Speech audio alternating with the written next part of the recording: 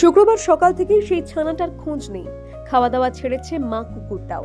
মন খারাপ পালক পরিবারের।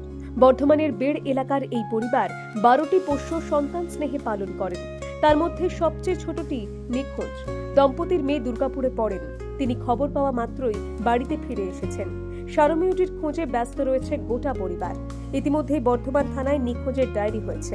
এছাড়াও সারমেয়টির ছবি সহ সন্ধান চাই পোস্টারে শহর ছেয়ে ফেলা হয়েছে। সন্ধান দিলে মিলবে 1000 টাকা পুরস্কার। আমার ঘরে কুকুরটি ছোট থেকে আমরা লালন পালন করি এবং আমি দেখাশোনা করি। মেয়ে দুর্গাপুরে পড়াশোনা করে। আর আমার কুকুরটি খুব সুন্দর বিলিতি কুকুরের মতো দেখতে হয়েছে। আরো সব কুকুর আছে, আমি ওদেরকে যে সেবা যত্ন করি আর দেখি এদের মানবতাটা আলাদা। এরা মানুষের থেকেও বেশি ভালোবাসে, এটাই আমার কাছে বড় পাওয়া। এদেরও খিদে পায়, এদের কেউ মারলে লাগে এগুলো দেখতে পাই না। আমার ঘরে ডাক্তারও আছে, আমি তার ওষুধপত্র ট্রিটমেন্ট সবকিছু করি। মানুষের মতন এদেরকে ভালোবাসি। এদেরকে মাংস দিয়ে ভাত দিই, প্রতিদিনই দিই। মাংস কিমা কিনে এসে আমি করি। আমি অসুস্থ কিন্তু তবু আমি করি। 8-10টা কুকুর আছে, কিন্তু ওই কুকুরটি আমার বিলেতি কুকুরের মতো দেখতে হয়েছিল, বিদেশি কুকুরের মতন, এবং প্রত্যেকেই লোভ করতো।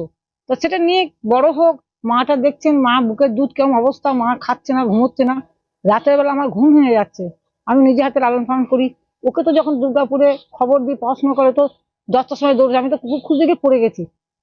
আমার লেগেছে, আমি কোথাও পাড়াতে খুঁজবো না, সংসারের কাজ করবো। মন খারাপ, মানে রাতে না ঘুম ভেঙে যাচ্ছে, ওকে দেখতে পাচ্ছি, কান্না পাচ্ছে ভেতরে। ওরা মানুষের চেয়ে বেশি ভালোবাসে, ওদের হৃদয়টা অনেক বড়। সেই মানুষ ওদেরকে মারিয়ে ধরে আর দেখতে পারি না। সন্তান, এটা একটা সন্তান, আদর করে কোলে উঠে। আমি যদি একটু দোকান দিয়ে যাই, সবাই আমার পেছনে যাবে। আমি দৌড়ে দৌড়ে ছুটে ছুটে আসি, ওদেরকে কখন কিছু খেতে দেবো। পরশুদিন সকাল 7টা নাগাদ আমার বাবা ওদেরকে খাওয়া দাওয়া করায়। এবার ওদেরকে খাওয়া দাওয়া করানোর পর বাবা গেছে বাড়িতে একটু ফ্রেশ হওয়ার জন্য।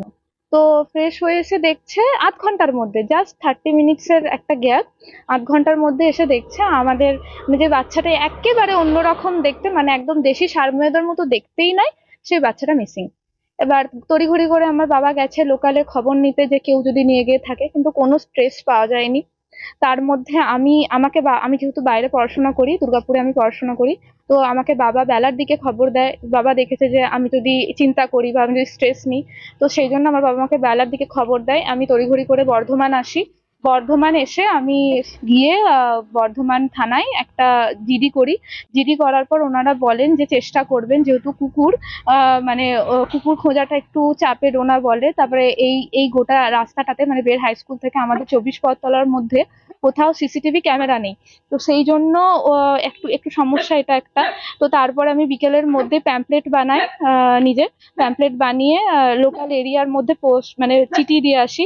তার পরের দিন সকালে আমি যাই হচ্ছে করজন গেট ভেটেরিনারি আর নবাবহাট ভেটেরিনারি গিয়ে আমি ভেটেরিনারির দরজায় দরজায় চিঠি দিয়ে আসি প্যাম্পলেট গুলো, যদি কেউ দেখে থাকে। তো সেই ক্ষেত্রে যদি কেউ আমাকে এই যোগাযোগ করিয়ে দেয় যে কে নিয়ে গেছে বা কারা নিয়ে গেছে, তো তাদেরকে আমি পুরস্কৃত করবো 1000 টাকা দিয়ে। দেখতে ভালো হওয়ায় কি তার কাল হলো? তাতেই বিস্কুটের লোভ দেখিয়ে কেউ তুলে নিয়ে গেছে তাকে? উত্তর খুঁজছে দে পরিবার। Bureau report, the world news.